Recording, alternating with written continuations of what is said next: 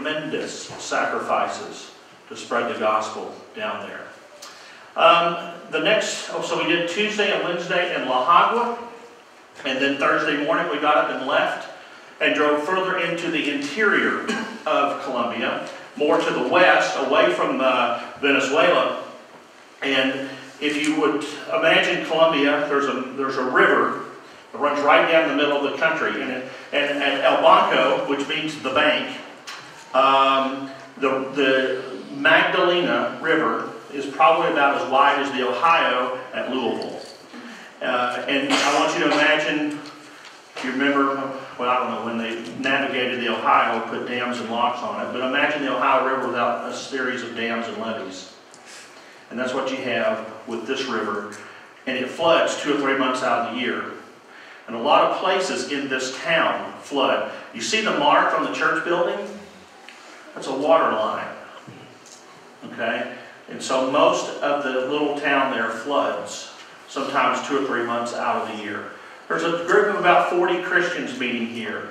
And the church got its start several years ago when a person from Spain was driving his boat up the river from the coast and stopped there and was talking to some fishermen and shared the gospel with them. And thus you had the beginning of the church in El Banco. There is no located preacher here. It's just a group of 4 or 5 men that lead the congregation. And they don't get much teaching. So when the traveling preachers come through like us, they are very excited to have us come. And one of the first things that we did here at El Banco, we were able to, I preached that night. Jaime served as my translator. And after we finished preaching, the men of the congregation gathered us up together and we sat around in a circle of chairs and they asked us doctrinal questions. One of the things that they wanted to know was about the deity of Christ. There are a lot of Pentecostal and charismatic groups in this part of Colombia. And many of them were unclear as far as the oneness doctrine. The idea that Jesus and the Father and the Spirit are the same instead of 3 separate persons. And so Jaime pretty much led that discussion. I sat in the background because I don't know Spanish that well. But what I did in that situation is I'm watching their faces as Jaime teaches. And I'm reading body language. And I tell you, I was impressed by their humility. Jaime taught. He reads from the scripture. He points various things out. And we got to the end of the discussion. They said, you know, that's what the Bible says. And we're going to practice that. We've been wrong on this. We're now going to go forward preaching what the Bible says on that. Very, very humble men. I was very impressed with that. And so it was a very productive Thursday night there with this church. Remember, we had, at this point, we have 5 men traveling on the trip. And that Thursday night, we were in El Banco. 3 of us stayed in El Banco, and 2 other guys went to a remote fishing village to preach. And they were detained. They were busy out there at that fishing village, and we had no way to get back to our hotel. So some of the men that had motorcycles, so I got a free motorcycle ride that night back to the hotel. Jaime just had to get that picture of me on the back of that guy's motorcycle. I don't know why he was so interested in doing that, but anyway. So now we're on Friday morning. This is March 15th, and this is where I really started getting emotional about the trip. This family, her husband is one of the leading men of the congregation. His name is Romy, R-O-I-M-E. Her name is Raquel. He's 40, she's 30. They have, I think, two children, but this is their home. They live at the end of a dead-end street, and right on the other side of that house is a field, and it's the city dump. Now, they wanted us over for breakfast. Problem is Romy and Raquel have no food. And they went to their neighbors and borrowed some food. And then we wound up giving them some money because they had some other things they needed to buy for the meal to feed us. But they wanted to feed us. They wanted us to be welcome. So we walked into the home, and this is on the other side. This is in their home, but it's on the other side of the front room. The only room in the house that's finished is the front room of the house. This is behind that front room of the house. Still inside their house, but it's all open. It's all open. There's no roof. We were sitting there that morning. She's busy getting breakfast ready, and we find out that they don't have a table to eat. They don't even have a table for us, so we sat together just eating the food in our plates in our lap. And I'm just like, my heart is just breaking, because they are doing all they can do to serve us, and they have nothing. So I'm sitting in that chair, and directly, that's to my left. Actually, that's not to my left. You can see us sitting there. But that's what the house looks like on the back side of it. Again, Romy hasn't got it finished yet. But here's one of the fish that she borrowed that morning to feed us with. And she was really happy to serve us. And she had that for us. This was the bedroom right across from where I sat that morning. It's one of the kids' bedrooms. Open air. There's nothing for her to sleep on. And right behind that door is a place where I guess she changed clothes. Because when we got there, she had been back behind. On the well, there's a makeshift shower that's covered up by tarps. And she had come from that shower and gone back in there and changed clothes. But that's her room. I'm sitting there and I'm just in shock. I'm like, wow. I'm thinking to myself how many times I've complained about what I don't have. And these guys are doing all they can just to live. Did you know about 2 months out of the year, this house has 2 or 3 feet of water in it? And they just put their belongings up on strings up above and keep it out of the water. And they just live in that house, even though it's flooded. Put all their belongings up above where the water won't get into it. Because the river's just a few hundred yards away. So it's just an amazing thing. There's the dump right next to their home. And horses, cows, donkeys, dogs all go out there to feast on the community's garbage. But it's an amazing thing. Just off to the left of that, there was a big front end loader burying the garbage to get it. But it wasn't the most pleasant place to be. Just an amazing thing. But we wound up giving Raquel a Bible. She was just thrilled. Absolutely thrilled. It made her just touched her so. Her daughter's there on my left, and I had asked and found out that, because I asked, did they send their kids to school? And they do, but that day, because we were coming, she let her kids stay home so they could visit with us. That was a big deal, a very big deal for us to be there and spend that hour or 2 in their home. This church sent me to Colombia to encourage Christians. But let me tell you, they were the ones that did the encouraging. They were the ones that built me up. And that's the power of these kind of trips. So later that day, we had a couple hours to kill, and the guys just had to get me on that trailer. None of them wanted to get on that, but they made me get on there. That's milk, by the way. It's somebody's hauled in off the river on a boat. They brought it to town.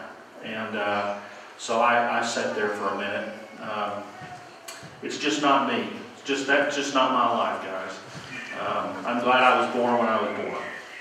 But that's a very normal way for them to get their stuff together. So here we are, the next night.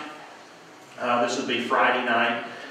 We had earlier this night, you'll see some pictures from earlier in this night. We had been out to this remote fishing village. We came back and they were finishing the service up in El Blanco, and all these kids gathered up around me, and they wanted to touch me, they wanted to hug me, they wanted just to be, it was crazy.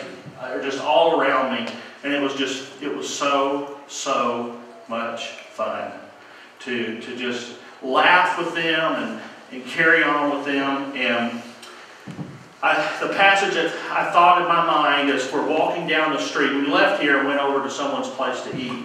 Jesus, in Matthew 18, was talking about the little kids, and the disciples wanted to get the kids away, and Jesus says, no, no, no, you let them come here. And that picture just stopped my mind, because these kids are all around, and they're just excited, and they were happy. And a lot of these kids in the services we have, they would sing just as loud as they could. It was just very touching to see. This is Friday night, and we were invited. We were invited over to another family's home in the church here in El Banco. I can't remember this family's name at the moment. They live in a barn. That's the only way I could describe it. It's a tin roof, and that door there, if you didn't watch what you're doing, I bumped it with my head. It didn't feel good. I thought I'd bent down long enough to get under that, but it's very short. But that back behind us is a curtain, and that's the other half of the room. And that's where they all sleep. There are 7 people live in this household. And to the left, right in front of us is a little table that they had borrowed for us to eat around. And there's the sister, she's cooking fish for us to eat. She had 3 fish. And she took the fish and she cut them in half. And there were 6 of us. And so she fed us. We had fish and yucca and plantain. They fed us all they had. They sat off to the side in the chairs that Jaime and I are sitting in. They sat there and watched us eat. They had no food, but they got what they had to serve us. They wanted us to feel welcome and show their appreciation for our being there in their home. This is the next morning. They invited us back over for breakfast. And this is out in front of their home. And the guy that is to my right, he makes his living by, I guess that's a taxi, a bicycle taxi. And for a few cents a person, he hauls people around the streets of El Banco.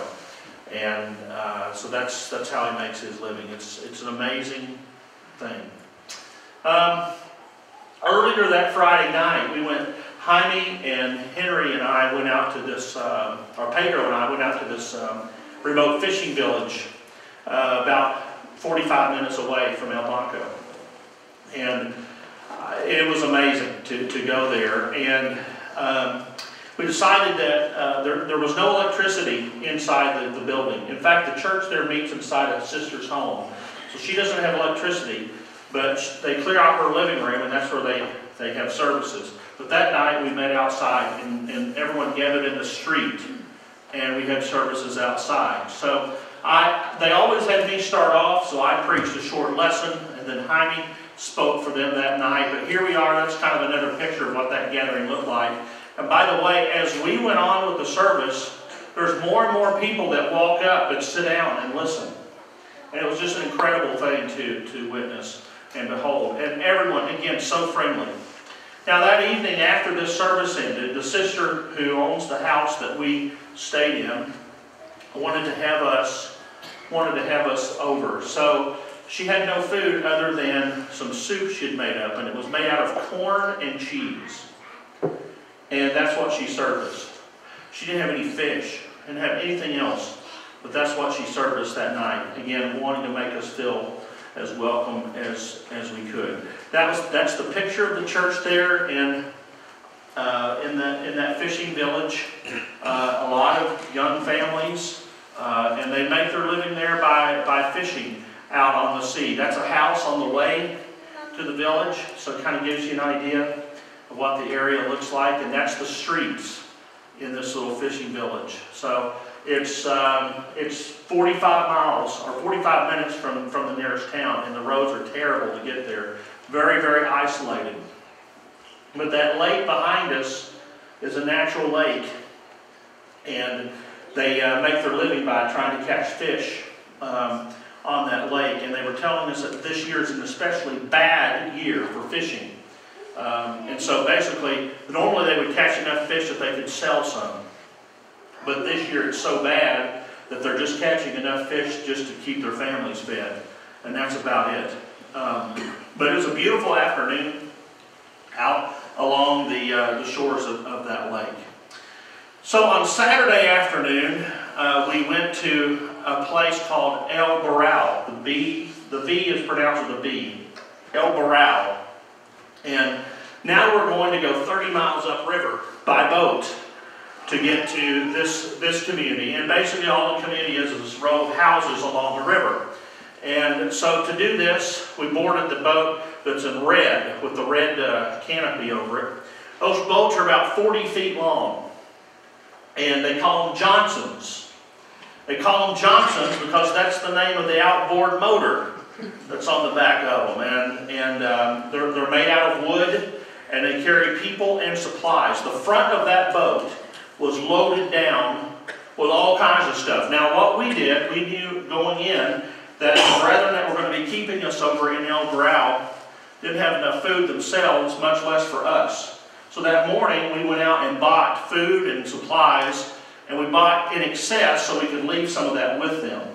But we bought rice, we brought some meat, we brought water, because we couldn't drink the water.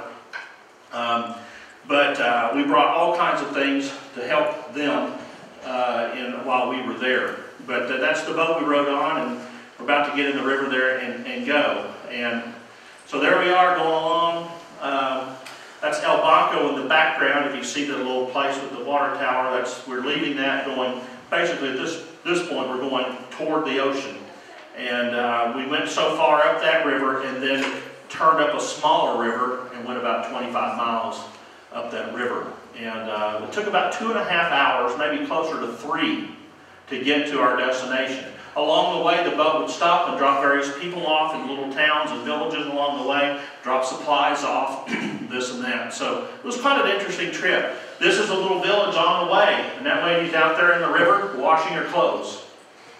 And this is how people make their living. That's a pig in the background on the bank. Pigs are everywhere. And they're just like, they have little piglets running around behind them. I've probably seen more pigs this month than I ever have in my life. But this is one of the touching scenes. We're still on the boat at this point. And I don't know how many of you have Facebook, but I posted a video on Facebook. This is some of the Christians from El Barral. And as we pulled up in the boat, we were the last stop. And they're all waiting on us, and they're singing as we get off the boat. They were so thankful that we had come to see them and be with them. And it was just a wonderful, wonderful experience to be. This was the highlight of my trip, by the way, I think. I really enjoyed, this is the second weekend I was away, and I really enjoyed this part. So here's the church, this little river village. Saturday night, we had services outside in the street. And again, same kind of thing. People just start walking up and sitting down and listening. When service started, we had 65 adults and about 35 kids. By the time we ended, we had much more than that.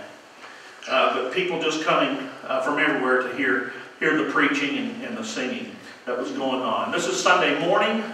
Not that many people are up yet, so I was out just kind of getting some pictures, looking around, and it's kind of peaceful there with the river. The river's not very deep. We got in it and played around in it later that day. It was maybe a little more than knee deep out in the middle part. It's a sandy bottom, so I wasn't too scared I didn't know what was in the water with me. I didn't want to ask, but anyway, just some more pictures of that river. And this is Sunday morning at worship, and this is one of the leading men of that congregation, and he was listening intently to Jaime preaching. And I just thought it was a great picture to describe their dedication to God. It's 100 degrees inside that building. And those Christians sat there for 3 hours. Bugs all around, people sweating, fans just blow hot air. So it's a challenge to sit there for that long. Here we are after services. And that's the church there. Again, lots of little kids.